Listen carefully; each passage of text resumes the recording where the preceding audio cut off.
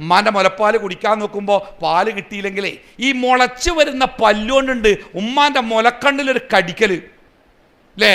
വെളുത്ത പാൽത്തുള്ളികൾക്ക് പകരം ചുവന്ന രക്തത്തുള്ളികൾ ഇങ്ങനെ പടർന്നു വരുമ്പോൾ വേദന കൊണ്ട് നമ്മുടെ ഉമ്മ കണ്ട് പെടഞ്ഞു പോവും. ഉമ്മാൻ്റെ കണ്ണിന്ന് കണ്ണീര് വന്നു പോവും. അപ്പോൾ ഉമ്മാക്ക് നമ്മളോട് ദേഷ്യം തോന്നില്ല. നമ്മളെ കാലും അങ്ങനെ മെല്ലെ കൊട്ടിയിട്ട് ഉമ്മ പറയും, മോനെ കടിക്കലടാ, ഉമ്മാക്ക് വേദനിക്കൂലേ. ഇന്ന് എൻ്റെ മുമ്പിലിരിക്കുന്ന ഈ സദസ്സിനെ 2 നിലക്ക് കാണാനാണ് എന്നോട് ആവശ്യപ്പെട്ടിരിക്കുന്നത്. ഒന്നാമത്തേത് ഇവിടെ പഠിക്കുന്ന കുട്ടികളെയാണ്, രണ്ടാമത്തേത് ആ കുട്ടികളെ പഠിപ്പിക്കുന്ന രക്ഷിതാക്കളെയാണ്. ഈ 2 വിഭാഗത്തെയും വേർതിരിച്ചുകൊണ്ട് തന്നെ 2 കൂട്ടരോടുമായി ചില കാര്യങ്ങൾ പറയാനാണ് എൻ്റെ മുമ്പിലുള്ള ചെറിയ സമയത്തെ ഞാൻ ഉപയോഗപ്പെടുത്തുന്നത്. 1 മണിക്കൂർ സമയമാണ് ഈ 2 കൂട്ടരോടും സംസാരിക്കാനായിട്ട് എൻ്റെ മുമ്പിലുള്ളത്. ഇൻഷാ അല്ലാഹ് കാര്യങ്ങൾ നല്ലതുപോലെ പറയാൻ എനിക്കും അത് കേൾക്കാൻ നിങ്ങൾക്കും ജീവിതത്തിൽ പകർത്താൻ നമുക്കെല്ലാവർക്കും അല്ലാഹു തആല തൗഫീഖ് നൽകുമാറാവട്ടെ. ഞാൻ ആദ്യം സംസാരിക്കുന്നത് എൻ്റെ പ്രിയപ്പെട്ട കുട്ടികളോടാണ്, അഥവാ ഈ ലോകത്തിലെ ഏറ്റവും ഭാഗ്യവാന്മാരായ കുട്ടികളോടാണ്. ഞാൻ അവരെ അങ്ങനെ വിശേഷിപ്പിക്കാനുള്ള കാരണം കുട്ടികൾ കേൾക്കേണ്ടതുണ്ട്. നിങ്ങളിങ്ങനെ പല വഴിയിലൂടെയൊക്കെ സഞ്ചരിക്കുമ്പോൾ വലിയ വലിയ വിദ്യാഭ്യാസ സ്ഥാപനങ്ങൾ ഒരു പക്ഷേ നിങ്ങൾ കാണാറുണ്ടാവും. വലിയ 3-4 നിലകളൊക്കെയുള്ള നീണ്ടു കിടക്കുന്ന 1000, 2000, 3000 ഒക്കെ കുട്ടികൾ പഠിക്കുന്ന വലിയ വിദ്യാഭ്യാസ സ്ഥാപനങ്ങൾ നിങ്ങൾ കണ്ടിട്ടുണ്ടാവും. ആ സ്ഥാപനത്തിൻ്റെ മുമ്പിലൊക്കെ ഒരുപാട് വാഹനങ്ങളൊക്കെ കുട്ടികളെ കൊണ്ടുപോകാൻ തയ്യാറായി നിൽക്കുന്ന വാഹനങ്ങൾ, യൂണിഫോമിൽ ഡ്രൈവർമാർ, അധ്യാപകർ, അങ്ങനെ വലിയ വലിയ വലിയ വിദ്യാഭ്യാസ സ്ഥാപനങ്ങൾ നിങ്ങൾ കണ്ടിട്ടുണ്ടാവും. ആ വിദ്യാഭ്യാസ സ്ഥാപനങ്ങളൊക്കെ നിങ്ങളുടെ മാതാപിതാക്കൾ കണ്ടിട്ടുണ്ട്. ആ സ്ഥാപനങ്ങളിൽ നിങ്ങളെ ചേർത്തു പഠിപ്പിക്കാൻ നിങ്ങളുടെ മാതാപിതാക്കൾ കഴിവുള്ളവരാണ്. എന്നിട്ടും എന്തുകൊണ്ടാണ് നിങ്ങളുടെ മാതാപിതാക്കൾ ഈ ഒരു സ്ഥാപനത്തെ നിങ്ങൾക്ക് വേണ്ടി തിരഞ്ഞെടുത്തത് എന്ന് എൻ്റെ കുട്ടികൾ ഏറ്റവും പ്രാധാന്യത്തോടു കൂടിയും ഗൗരവത്തോടു കൂടിയും മനസ്സിലാക്കണം. എന്തുകൊണ്ടാണ് എൻ്റെ മാതാപിതാക്കൾ ഈ ഒരു സ്ഥാപനം എനിക്ക് വേണ്ടി തിരഞ്ഞെടുത്തത് എന്ന് ഓരോ കുട്ടിയും മനസ്സിലാക്കണം. അതോടൊപ്പം തന്നെ നിങ്ങൾ മനസ്സിലാക്കേണ്ട രണ്ടാമത്തെ ഒരു സംഗതിയുണ്ട്. അതായത് ഈ ലോകത്ത് ഭൂമിയുടെ മേലെ എന്നെ ഏറ്റവുമേറെ സ്നേഹിക്കുന്നത് ആരാണ്? ഞാൻ ഈ ഇരിക്കുന്ന ഓരോ കുട്ടികളോടും ചോദിക്കുക എന്ന് വിചാരിക്കുക, നിങ്ങളെ ഈ ഭൂമിയിൽ ഏറ്റവുമേറെ സ്നേഹിക്കുന്നത് ആരാണ് എന്ന ചോദ്യം ഞാൻ ചോദിച്ചാൽ ഒരുപക്ഷെ നിങ്ങൾക്ക് കൂട്ടുകാരൻ്റെ പേര് പറയാനുണ്ടാവാം, മറ്റാരുടെയെങ്കിലും പേര് പറയാനുണ്ടാവാം. സത്യത്തിൽ ഈ ഓരോ കുട്ടിയും, ഞാനൊക്കെ ഒരു കുട്ടിയാണല്ലോ, എൻ്റെ വാപ്പാൻ്റെയും ഉമ്മാൻ്റെയും കുട്ടിയാണ് ഞാൻ. ഇപ്പം എനിക്ക് എൻ്റെ വാപ്പയും ഇല്ല.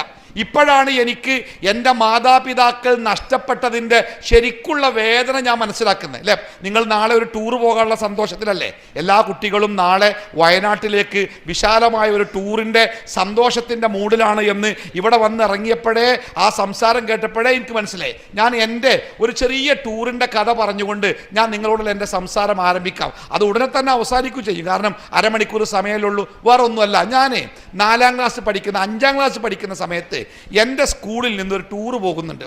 ശ്രദ്ധിച്ച് കേൾക്കണം കേട്ടോ. ആ ടൂറ് പോകുന്നത് മൈസൂരിലേക്കാണ്. 2 ദിവസത്തെ യാത്രയാണ്. അന്ന് ആ മൈസൂരിലേക്ക് ടൂറ് പോകാൻ ഒരു കുട്ടി 2 ദിവസത്തേക്ക് കൊടുക്കേണ്ടത് 125 ഉറുപ്പികയാണ്. നിങ്ങളിപ്പോൾ 2 ദിവസം വയനാട്ട് പോകാൻ ഒരു കുട്ടിക്ക് എത്ര ഉറുപ്പിയാണ്? എത്രയാണ്? 2500. ഭാഗ്യവാന്മാർ. ഞാൻ 5ാം ക്ലാസ് പഠിക്കുമ്പോൾ മൈസൂരിലേക്ക് 2 ദിവസത്തെ യാത്രയ്ക്ക് 125 ഉറുപ്പിക കൊടുക്കണ്ടേ.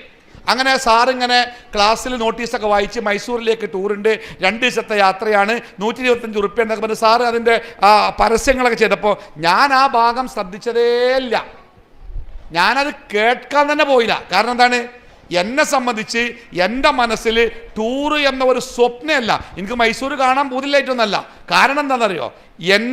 എൻ്റെ ബാപ്പ ഒരു കൂലിപ്പണിക്കാരനാണ്. അന്ന് എൻ്റെ ബാപ്പാൻ്റെ ഒരു ദിവസത്തെ കൂലി 10 ഉറുപ്പികയാണ്. ഒരു പറമ്പിൽ ബാപ്പ തെങ്ങിനൊക്കെ കളക്കാൻ പോകും, 10 ഉറുപ്പികയാണ് എൻ്റെ ബാപ്പാൻ്റെ ഒരു ദിവസത്തെ കൂലി.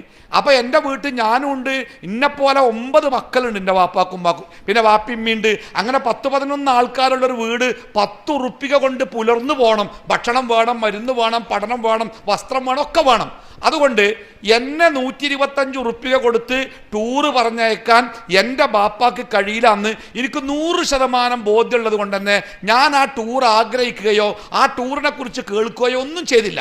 ഇൻ്റർവെൽ സമയത്ത് സാറ് പറഞ്ഞു ടൂറ് പോകാൻ താല്പര്യമുള്ള കുട്ടികളുടെ ഒരു യോഗ ഉണ്ട്, എല്ലാവരും ആ യോഗത്തിലേക്ക് വരണം. ഞാൻ പോയില്ല. ഞാൻ ഇൻ്റർവെല്ലിന് അങ്ങനെ പോയിട്ട് ഞങ്ങളുടെ സ്കൂളിൻ്റെ അടുത്തൊരു പള്ളിയുണ്ട്, ആ പള്ളിയിൽ പോയിട്ട് മൂത്രമൊഴിച്ച് അവിടെ ഒരു ഉങ്ങുമരമുണ്ട്, ആ മരത്തിൻ്റെ ചോട്ടിൽ അങ്ങനെ ഇരുന്നു. ഞാൻ ഇന്നെപ്പോലെ കുറേ പാവപ്പെട്ട കുട്ടികളുണ്ട്. ഞങ്ങൾ ടൂറിനെ കുറിച്ച് ചിന്തിച്ചതേ അല്ല. അവ സാറ് ഇങ്ങനെ മൈസൂരത്തെ കുറേ ഫോട്ടോ, പാലസ്, അവിടുത്തെ ടെമ്പിള്, അവിടുത്തെ മൃഗശാല, അവിടുത്തെ ഹോട്ടല്, പിന്നെ വൃന്ദാവൻ ഗാർഡന്, അങ്ങനെ ഒരുപാട് ഫോട്ടോ ഒക്കെ കുട്ടികൾക്ക് കാണിച്ചു കൊടുത്ത് കുട്ടികളെ പ്രലോഭിപ്പിച്ച് കുറേ ആൾക്കാരെ ടൂറിലേക്ക് ചേർത്തിട്ടുണ്ട്. അതെൻ്റെ പഴിക്ക് പോകുന്നുണ്ട്. പിന്നെ കുറേ ദിവസം സ്കൂളിൽ വരുമ്പോഴൊക്കെ ടൂറിൻ്റെ വർത്തമാനം തന്നെയാണ്. നമ്മളത് കേൾക്കാനും പോകല്ല. ഞാനൊട്ട് വീട്ടിൽ പോയിട്ട് പറഞ്ഞിട്ടില്ല ടൂറിനെ കുറിച്ച്. പാപ്പാനോടും പറഞ്ഞില്ല, ഉമ്മാനോടും പറഞ്ഞില്ല. ഞങ്ങൾക്ക് ആകെ സന്തോഷം എന്താ അറിയോ, ടൂറ് പോകണ 2 ദിവസം സ്കൂളിന് അവധി കാരണം അന്ന് സ്കൂൾ പോകണ്ടല്ലോ, ആ സന്തോഷത്തിലാണ് ഞങ്ങൾ ഇരിക്കുന്നത്. അങ്ങനെ ടൂറ് പോകുന്ന തലേ ദിവസം അന്ന് ഉച്ചയുടെ മുമ്പായിട്ട് ടൂറിൻ്റെ ചുമതലയുള്ള സാറ് എല്ലാ കുട്ടികളെയും വിളിച്ചിട്ട് പറഞ്ഞ് ഇന്ന് ഉച്ച വരെ ക്ലാസ് ഉള്ളൂ, ടൂറ് പോകുന്ന കുട്ടികളൊക്കെ അവിടെ ഇരിക്കണം, അല്ലാത്ത കുട്ടികളൊക്കെ പൊയ്ക്കോളി. ഈ ടൂറ് പോകുന്ന കുട്ടികൾക്ക് ചില നിർദ്ദേശങ്ങളൊക്കെ കൊടുക്കാണ്ട്, അതുകൊണ്ട് നിങ്ങൾ ഇവിടെ ഇരിക്കണം, ബാക്കിയുള്ള എല്ലാവരും പൊയ്ക്കോളി പറഞ്ഞു. നിങ്ങൾ ലൈഫ് പാർട്ട്ണറെ തിരയുകയാണോ? ഞാൻ എൻ്റെ ബാഗൊന്നുമില്ല, പുസ്തകമൊക്കെ പാടെ കയ്യുമ്മ കെട്ടിയിട്ട് അങ്ങനെ വീട്ടിലേക്ക് പോവാണ്. അങ്ങനെ സ്കൂളിൻ്റെ വാതിൽക്ക് എത്തിയപ്പോൾ സാറ് ദേഷ്യം പിടിച്ച്, അലി ഷാക്കിർ നീ എങ്ങോട്ടാ പോണേ? ഞാൻ പറഞ്ഞു സാറേ ഞാൻ എൻ്റെ വീട്ടിലേക്ക്. നീ വീട്ടിൽ പോകാതെ ഇവിടെ ഇരിക്കാൻ പറഞ്ഞേ കേട്ടില്ലേ? അപ്പം ഞാൻ പറഞ്ഞു ടൂറ് പോകണമല്ലോ, ഞാൻ പോണില്ലല്ലോ. ആരാ പറഞ്ഞാൽ നീ പോണില്ലാന്ന്? ഞാൻ പറഞ്ഞു ഞാൻ പോണില്ല, ഞാൻ കാശ് കൊടുത്തിട്ടില്ല, ഞാൻ ടൂർ പോകാൻ വിചാരിച്ചിട്ടില്ല, ഞാൻ ടൂർ പോണില്ല, പിന്നെ ഞാനെന്താ ഇരിക്കുന്നത്? അപ്പം സാർ എന്നോട് പറഞ്ഞു നിന്റെ ബാപ്പ ഇന്നലെ രാത്രി 125 രൂപ എൻ്റെ വീട്ടിൽ കൊണ്ടുവന്ന് തന്നിട്ടുണ്ട്, അതുകൊണ്ട് നീ ടൂർ പോകുന്നവരുടെ പട്ടികയിലുണ്ട്. അപ്പം ഞാൻ സാറിനോട് പറഞ്ഞു സാറേ ഞാനാവൂല, എൻ്റെ പേര് അലി ഷാക്കറാണ്, എൻ്റെ വാപ്പ അത്ര പൈസ തരൂല, അതുകൊണ്ട് ഞാനാവൂല. അപ്പം സാറിന് ദേഷ്യം വന്ന് മര്യാദക്കടെ പോയിരിക്കാൻ പറഞ്ഞു. ഞാനവിടെ പോയിരുന്ന് അപ്പം അങ്ങനെ സാറിങ്ങനെ പേരൊക്കെ വായിച്ച് ആ പേരിലെ അവസാനത്തെ പേരിൻ്റെ പേരാണ്, എൻ്റെ പേരും എഴുതിയിരിക്കണ്. അപ്പം ഞാൻ സാറ് പറയുന്നതൊക്കെ കേട്ട് രാത്രി 4 മണിക്ക് പുലർച്ചെ ബസ് പോകണം, ഇന്നെ സാധനമൊക്കെ കൂടെ കരുതണം എന്നൊക്കെ ഇങ്ങനെ പറയുന്നു. ഞാനിങ്ങനെ ഒരു സ്വപ്നത്തിൽ എന്ന പോലെ ഇങ്ങനെ കേട്ടിരിക്കുക കേട്ടോ. അങ്ങനെ എല്ലാവരും പിരിഞ്ഞ് എല്ലാവരും സന്തോഷത്തിലാണ്. എനിക്കൊരു സന്തോഷമല്ല, കാരണം എനിക്ക് അപ്പോഴും വിശ്വാസമല്ല ഞാൻ ടൂർ പോകുന്നു. സാറിൻ്റെ തെറ്റിയതാവതാണ് എൻ്റെ ഉറച്ച വിശ്വാസം. അങ്ങനെ ഇങ്ങനെ സ്കൂൾ വിട്ട് ഞാൻ തൊട്ടടുത്ത പള്ളിയിൽ അസർ നിസ്കരിക്കാൻ കയറിയപ്പോൾ ഞാൻ ഒന്നു എടുക്കുമ്പോൾ ആ പള്ളിയിൽ നിന്ന് നിസ്കരിച്ചുകൊണ്ട് ഒരാൾ ഇറങ്ങി വരുന്നുണ്ട്. അയാളുടെ ഒരു ആജിയാരാ, പണക്കാരനാണ്. അയാളുടെ പറമ്പിലാണ് എൻ്റെ വാപ്പ പണിയെടുക്കുന്നത്. അപ്പോൾ ഞാനിങ്ങനെ ഒന്നെടുക്കാൻ വേണ്ടി അന്ന് ഹൗലിൽ ഇരുന്നിട്ട് ഒന്നു എടുക്കണം. ഞാൻ താഴെ ഇരുന്ന് ഒന്നു എടുക്കുമ്പോൾ ഈ ഹാജിയാർ വന്നപ്പോൾ ഞാൻ ബഹുമാനം കൊണ്ട് ഞാൻ എഴുന്നേറ്റുന്നു. അപ്പോൾ എൻ്റെ അടുത്ത് വന്നിട്ട് ഹാജിയാർ ചോദിച്ചു നീ ടൂർ പോകുന്നുണ്ടല്ലേ? പടച്ചോനെ ഹാജിയാർ അറിഞ്ഞോ?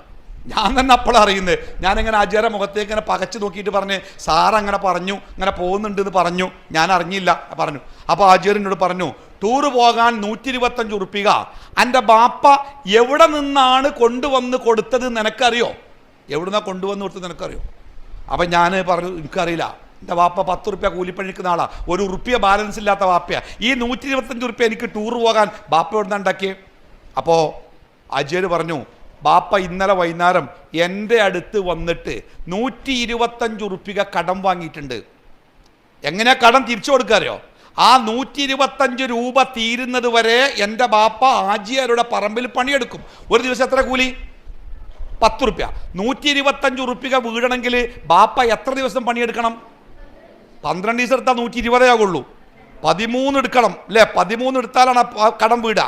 അപ്പോൾ ആജിയാറിനോട് പറഞ്ഞ് നീ 2 ദിവസം മൈസൂരിലൊക്കെ പോയി സന്തോഷിക്കാൻ വേണ്ടി എൻ്റെ ബാപ്പ 13 ദിവസം എൻ്റെ പറമ്പിൽ വെയിൽ കൊണ്ട് പണിയെടുക്കും. മറക്കരുത് കേട്ടോ, ബാപ്പാനെ മറക്കരുത്, ജീവിതത്തിൽ ഉമ്മാനെ മറക്കരുത്. അത്ര കഷ്ടപ്പെട്ടാട്ടോ നിൻ്റെ ബാപ്പ നിന്നെ പറഞ്ഞേക്കണേ. സത്യത്തിൽ ഞാൻ ആ ഹൗലിൻ്റെ കരയിൽ നിന്ന് കരഞ്ഞുപോയി. ഞാനത് പറയുമ്പോൾ ഞാൻ ഇപ്പോഴും കരയും. ഞാൻ അന്നൊരു തീരുമാനം എടുത്ത ആ ഹൗലിൻ്റെ കരയിൽ നിന്ന്, ആ പള്ളിയുടെ മുമ്പിൽ നിന്ന്, പടച്ചോനെ ഞാൻ വലുതായിട്ട് എന്നെങ്കിലും എനിക്ക് പൈസ സ്വന്തമായിട്ടുണ്ടായിട്ട് ഞാൻ ലേശം സാമ്പത്തിക ശേഷിയുള്ള ഒരാളാവുകയാണെങ്കിൽ ഞാൻ എൻ്റെ അമ്മാനെയും ബാപ്പാനെയും മൈസൂരിലേക്ക് ഒരു ടൂറ് ഞാൻ കൊണ്ടുപോകും. അത് ഞാൻ അന്നെടുത്ത തീരുമാനമാണ്. അപ്പോൾ എൻ്റെ പ്രിയപ്പെട്ട മക്കളൊക്കെ മനസ്സിലാക്കേണ്ട സംഗതി തരങ്ങൾ, നിങ്ങൾ ഇങ്ങനെ പഠിക്കുവാനും നിങ്ങൾ ഇങ്ങനെ വളരുവാനും നിങ്ങൾ ജീവിതത്തിൽ സന്തോഷിക്കുവാനും വേണ്ടി നിങ്ങളുടെ മാതാപിതാക്കൾ അനുഭവിക്കുന്ന വേദനയും കഷ്ടപ്പാടും എൻ്റെ മക്കൾ ശരിക്കും